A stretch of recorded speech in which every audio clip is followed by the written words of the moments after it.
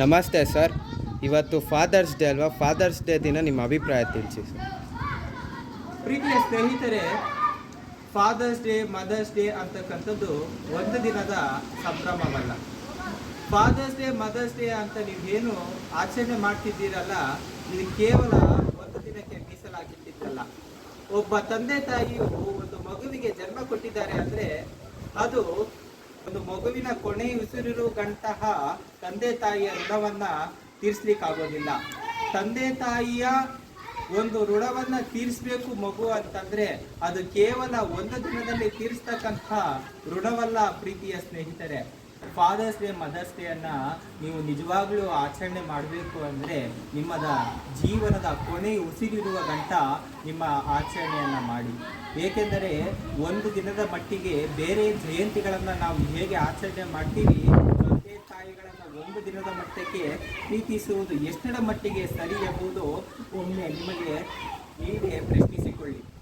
ಇಂತಹ ಆಚರಣೆಗಳೇನೋ ಮಾಡ್ತಾ ಇದ್ದೀರಾ, ಇರ್ಲಿ, ಒಂದು ಕಡೆ ಇಟ್ಟು ನೋಡೋ ಬಹಳ ಸಂತೋಷ ರೀತಿಯಾಗಿ ಆಚರಣೆ ಮಾಡ್ತಾ ಇದ್ದೀರಲ್ಲ ಅಂತ ಸಂತೋಷ ಪಡೋದಾದ್ರೆ ನಿಮ್ಮ ಸ್ಟೇಟಸ್ಗಳಿಗೆ ಹಾಕ್ತಿರಲ್ಲ, ಹ್ಯಾಪಿ ಫಾದರ್ಸ್ ಡೇ ಡ್ಯಾಡಿ ಅಂತ ಹಾಕಿರ್ತೀರಾ, ಹ್ಯಾಪಿ ಮದರ್ಸ್ ಡೇ ಮಮ್ಮಿ ಅಂತ ಹಾಕಿರ್ತೀರಾ. ಪ್ರೀತಿಯ ಸ್ನೇಹಿತರೆ, ಡ್ಯಾಡಿ ಮತ್ತು ಮಮ್ಮಿ ಅನ್ನೋದರ ಪದದ ಅರ್ಥ ನಿಮಗೆ ನಿಜವಾಗಿ ತಿಳಿದಿದೆಯೇ?